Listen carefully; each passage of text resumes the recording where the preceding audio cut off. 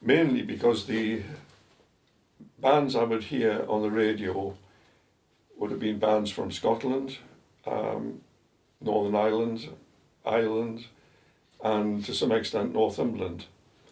The BBC in the 1940s would have 3 evenings a week where we would have a half-hour programme of tunes, music from these different parts of the country. I first heard Jimmy Shan's band playing a set of hornpipes, Harvest Home and the trumpet, and got really hooked on the style and the sound. Later, probably in my early teens, the Scottish bands would come down into the Tyne Valley at Hexham and at South Tyne, at North Tyne area, Hexhamshire, to play at dances. So the bands that I heard regularly on the radio, I'm now dancing to in the environs of Hexham. So it was the Scottish music that I really got hooked on.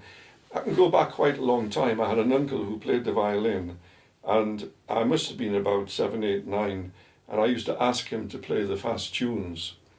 And the fast tunes that he played, one of them was a reel, The Soldier's Joy, and the jig, The Irish Washerwoman, and I loved to hear those. And that was long before I started listening to programmes on the radio.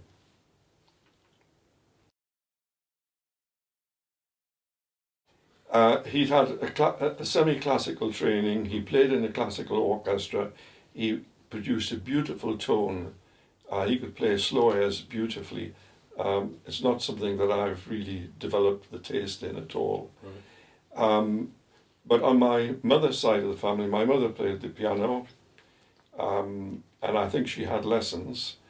I can't find that out because she died when I was quite young. But her brother also played the piano. He didn't have lessons, but again he played light classical music beautifully. And my maternal grandfather played the violin Irish style.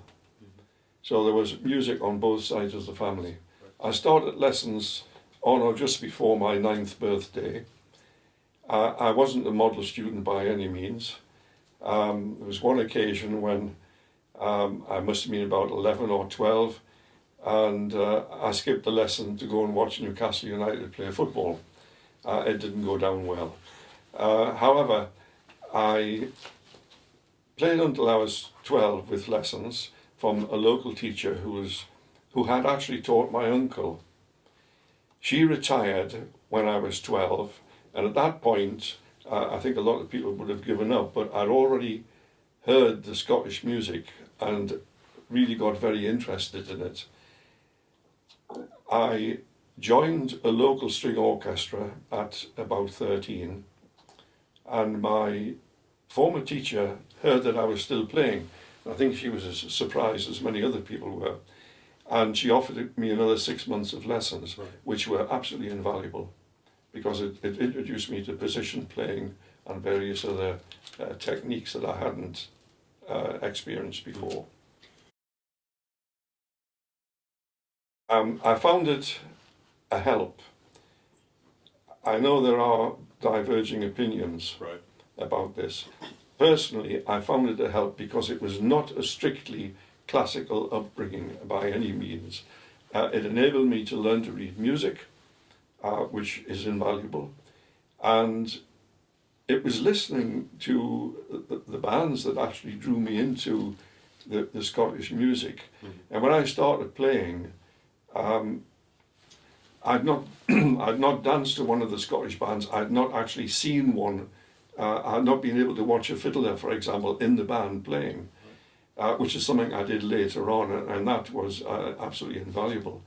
In particular, one fiddler, Sid Chalmers. When I was about 13, 14, I started going to a social, which was dancing, and it was mainly a mixture of old time and Irish. Once a month, this local accordionist came to play, and he brought along a copy of Kerr's Merry Melodies, Book 1, for me to borrow, mm-hmm, and that was really the fuse that took light. Kerr's Merry Melodies. It's one of 4 versions. There are 4 books in the series. This is the second one that I bought, because the first ones are now in tatters.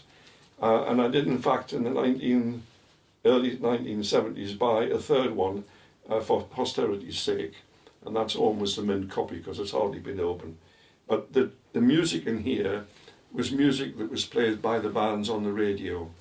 And that was invaluable because you got to learn who the bands were. You could recognise a band through the chords they played at the beginning, the introductory music, and you knew the sets that they played, and if you were quick enough you could turn the pages over to get the tune to play along with them on the radio.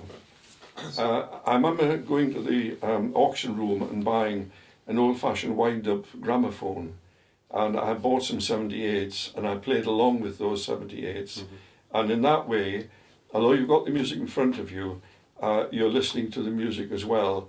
And the idea, of course, was to improve the unison playing. Right. The top line, the right, the fiddle, and the right hand of the accordion.